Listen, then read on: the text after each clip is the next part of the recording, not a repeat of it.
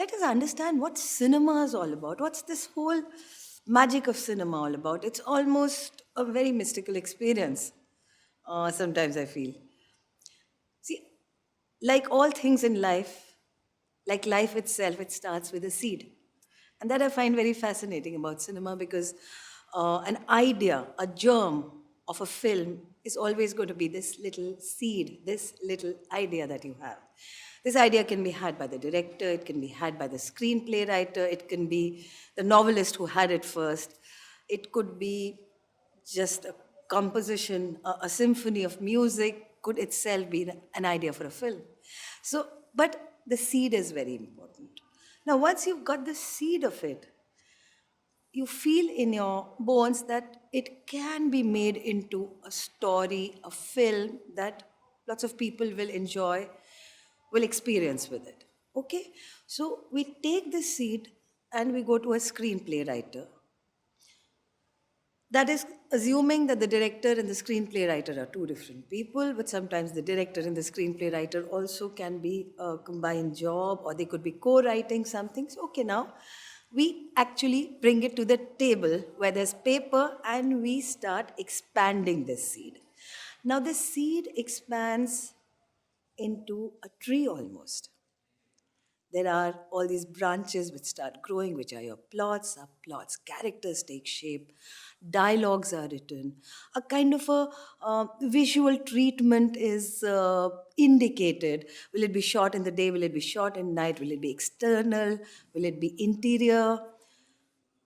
Everything that word, the language itself can communicate, is brought together in a screenplay. Screenplay virtually means the play that you shall actually see on the screen. Okay. Now, on paper, your film is made. Alfred Hitchcock also used to very famously say, now that I've written my script, all I have to go and do is shoot it. My film is made already. He used to believe actually that because he was also a very fine editor himself. His wife used to edit his films, but he used to be sitting on the edit with her herself. So he felt my film's made. All I need to do is now go and shoot it. So okay, now the shooting part of it starts. Now, once you bring it to shooting, what has happened to the seed, to these tertiaries which has grown? It gets into a slightly more complex process.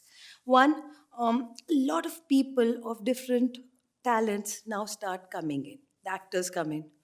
The DOP, that is the director of photography, comes in. Then the sound person comes in. Then costume people come in. Makeup people come in.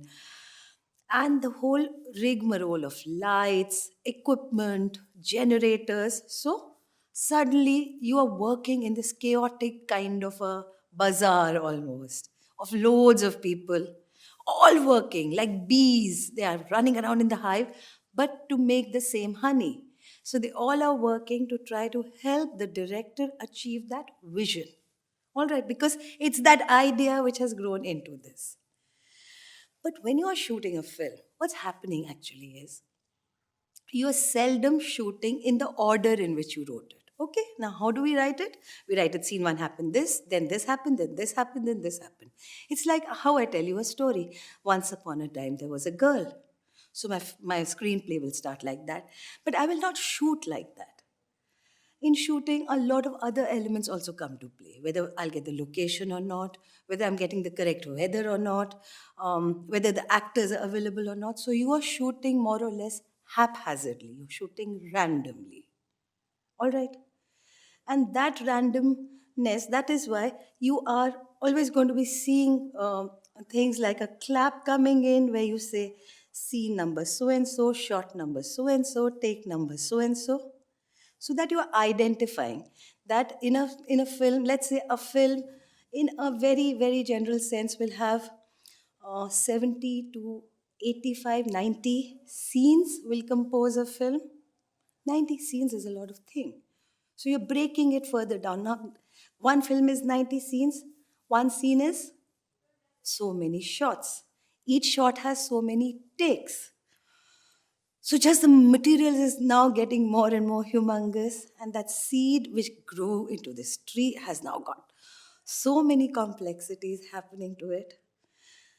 The sheer material which is being achieved is just enormous. But then the magic is going to happen, because now, from one thing, from a whole, it broke into, splintered into shots, into scenes.